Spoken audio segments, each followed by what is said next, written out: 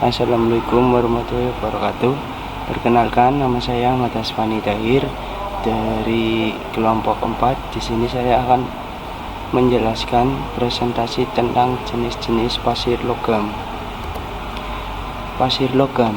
Pasir logam adalah jenis pasir yang mengandung unsur atau mineral logam tertentu yang dapat diekstraksi untuk digunakan dalam berbagai industri. Jenis-jenis pasir logam berbeda tergantung pada komposisi mineralnya, sumber dayanya, serta penggunaannya. Berikut adalah beberapa jenis pasir logam yang umum ditemukan dan digunakan dalam industri. Pasir alam. Kemudian ada pasir alam. Pasir alam adalah sumber daya mineral yang sangat penting dan beragam yang terbentuk melalui proses hidrolisis alamiah. Pasir ini memiliki sebagai jenis masing-masing dengan komposisi, karakteristik, dan aplikasi yang berbeda, terutama dalam industri konstruksi, manufaktur, kaca, keramik, dan sebagai media penyaringnya air. Selanjutnya, keunggulan pasir alam. Keunggulan pasir alam ketersediaan pasir alam tersedia secara luas di berbagai lokasi seperti sungai dan gurun, menjadikan mudah diakses dengan sering kali lebih murah. Kemudian biayanya lebih rendah, proses pengembangan dan proses yang sederhana membuat pasir alam lebih ekonomis dibandingkan pasir yang diproses atau sintesis. Kemudian kualitas, jika diambil dari sumber yang baik, pasir alam dapat memiliki kualitas yang sesuai untuk berbagai aplikasi konstruksi dan industri seperti beton dan perkarasan. Kemudian ada kelemahan pasir alam. Kelemahan pasir alam ada 3. Variabilitas, yaitu kualitas pasir alami bisa bervariasi tergantung pada sumber daya, termasuk untuk ukuran, butiran, dan kontaminasi yang dapat mengakui kinerja dalam aplikasi tertentu. Selanjutnya, dampak lingkungan. Penambangan pasir alam dapat menyebabkan kerusakan lingkungan seperti perubahan habitat, pencemaran, dan erosi, serta mempengaruhi ekosistem sekitar. Kemudian keterbatasan sumber. Penambangan berlebihan dapat mengurangi ketersediaan pasir dan menyebabkan penurunan kualitas sumber daya, memerlukan pengelolaan yang hati-hati. Selanjutnya ada pasir silika. Pasir silika juga dikenal sebagai pasir kuarsa adalah pasir kuarsa. Jenis pasir ini adalah jenis pasir alami yang terdiri dari mineral silika atau CO2 yang memiliki berbagai kegunaan dalam industri.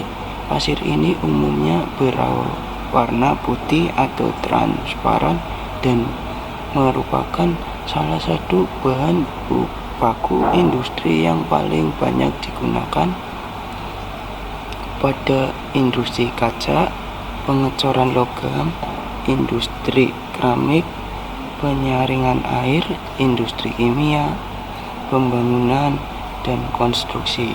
Selanjutnya keunggulan pasir silika, yaitu ada tiga. Satu, kekuatan dan ketahanan. Kekuatan dan ketahanan pasir silika memiliki kekuatan tinggi dan tahan terhadap abrasi, membuatnya ideal untuk beton dan bahan bangunan. Yang kedua, kestabilan kimia, yaitu tahan terhadap asam dan basa, cocok untuk berbagai aplikasi industri. Yang ketiga, ada ketersediaan, yaitu banyak tersedia di berbagai lokasi, pembuatannya relatif murah dan mudah didapat. Ya, selanjutnya kelemahan pasir silika. Kelemahannya ada dua, yaitu dampak kesehatan dan dampak lingkungan. Dampak kesehatan yaitu paparan debu silika dapat menyebabkan masalah kesehatan serius seperti siliskosis, dan gangguan pernapasan. Yang kedua, dampak lingkungan. Penambangan pasir silika dapat mengakibatkan kerusakan lingkungan dan perubahan lanskap. Selanjutnya ada pasir zirkon. Pasir zirkon adalah pasir yang mengandung mineral zirkon, yaitu zirkonium silikat atau ZrCO4. Ia dikenal karena ketahanan terhadap suhu tinggi dan korosi, dan digunakan dalam industri keramik, refraktori, dan metalurgi ukir. Pasir ini umumnya termuatkan di depan pantai dan dataran sedimen. Selanjutnya, keunggulan pasir zirkon ada tiga, yaitu ketahanan suhu tinggi, tahan korosi, dan kestabilan. Ketahanan suhu tinggi, yaitu pasir zirkon memiliki titik lebur yang sangat tinggi, menjadikan ideal untuk aplikasi yang memerlukan kestabilan terhadap suhu ekstrim seperti bahan refraktori dan keramik. Yang kedua, tahan korosi, yaitu zirkonium silikat stabil terhadap asam dan basa sehingga cocok untuk digunakan dalam lingkungan yang korosif. Yang ketiga, kestabilan kimia. Zirkon tidak mudah bereaksi dengan bahan kimia lain, membuatnya berguna dalam pembuatan keramik industri dan bahan refraktori. Selanjutnya ada kelemahan pasir zirkon, yaitu kelemahan pasir zirkon ada dua. Satu, dampak lingkungan. Dua, biaya penambangan dan pengelolaan. Pasir dampak lingkungan yaitu penambangan pasir zirkon dapat menyebabkan kerusakan dan pada habitat alam dan pencemaran lingkungan, termasuk dampak pada kualitas air dan tanah. Selanjutnya, biaya penambangan dan pengelolaan. Proses penambangan dan proses pasir penambangan dan proses pasir zirkon dapat mahal dan memerlukan teknologi khusus yang dapat meningkatkan biaya produksi. Selanjutnya ada pasir keramik. Pasir keramik adalah bahan baku yang digunakan dalam pembuatan keramik, terdiri dari butiran halus mineral seperti kuarsa. Pasir ini memberikan kekuatan dan kekokohan pada produk keramik serta mempengaruhi struktur dan tampilan akhir dari produk tersebut. Keunggulan pasir keramik ada tiga, yaitu kekuatan, kestabilan dimensi, ada empat, yaitu kekuatan, kestabilan dimensi, tekstur, harga. Kekuatan menambahkan kekuatan dan ketahanan produk keramik. Kestabilan dimensi mempertahankan bentuk dan ukuran produk setelah dibakar. Struktur yaitu memberikan struktur dan kehalusan yang digunakan pada permukaan keramik.